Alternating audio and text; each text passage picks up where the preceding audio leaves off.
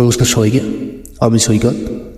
আর আজকের আমাদের আলোচনার টপিক হলো 26/11 মুম্বাই জঙ্গি হামলা।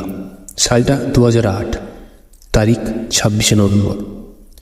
ভারতের অর্থনৈতিক রাজধানী মুম্বাই তখন নিজের স্বাভাবিক ছন্দে ব্যস্ত।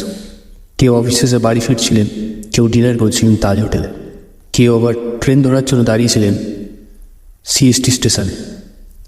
কিন্তু রাত নামানোর সঙ্গে সঙ্গে সমুদ্রপথে শহরে ঢুকে পড়ে 10 জন সশস্ত্র জঙ্গি। এরপর শুরু হয় ভারতের ইতিহাসে অন্যতম ভয়ঙ্কর এক সন্ত্রাসী হামলা। পরবর্তী 60 ঘন্টা ধরে মুম্বাই পরিণত হয় যুদ্ধক্ষেত্রে। মুম্বাই শহরে বিভিন্ন গুরুত্বপূর্ণ জায়গায় একসঙ্গে হামলা চালানো হয়। কীভাবে ঢুকেছিল জঙ্গিরা?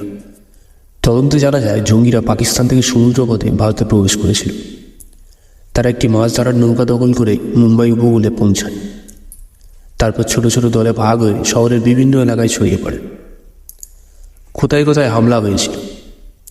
সিএসটি রেল স্টেশন সবচেয়ে ভয়ঙ্কর হামলাগুলোর মধ্যে একটি হয় ছত্রপতি শিবাজি মহারাজ টার্মিনাসে। 2 জঙ্গি এলোপাতাড়ি গুলি চালায় সাধারণ মানুষের ওপর। মুহূর্তের মধ্যে প্ল্যাটফর্ম রক্তে পুড়ে যায়। তাজমহল প্যালেস হোটেলে জঙ্গিরা প্রবেশ করে অতিথিদের জিম্মি করে।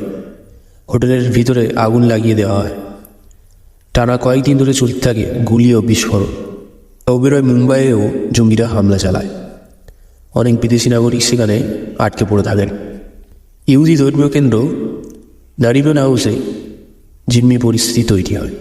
এই হামলা 160 জনেরও বেশি মানুষ নিহত হন, 300 জনের বেশি আহত হন। নিহতদের মধ্যে ছিলেন সাধারণ মানুষ, বিদেশি নাগরিক, পুলিশ অফিসার, কমান্ডো। এই হামলায় বহু পুলিশ ও সেনা সদস্য অসীম সাহসিকতার পরিচয় দেন।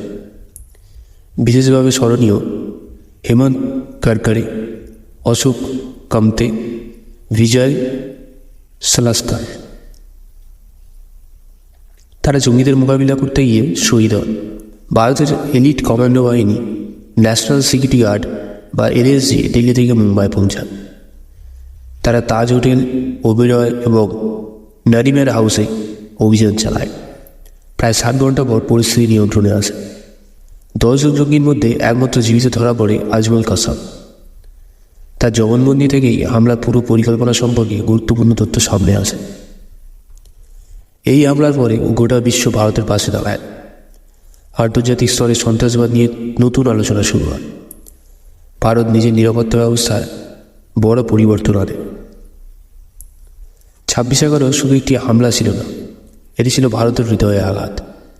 সেই রাত বদলে দিয়েছিল মুম্বাইকে, বদলে দিয়েছিল ভারতের নিরাপত্তা ব্যবস্থা দিয়েও। আজও 26/11 স্মরণ করিয়ে দেয় সন্ত্রাসবাদের ক্ষত কতটা গভীর হতে পারে। ভিডিওটি ভালো লাগলে অবশ্যই লাইক করুন, শেয়ার করুন এবং চ্যানেলকে সাবস্ক্রাইব করতে ভুলবেন না। আর এমন আরও সত্য ঘটনা ডকুমেন্টারি জানতে আমাদের সঙ্গেই থাকুন।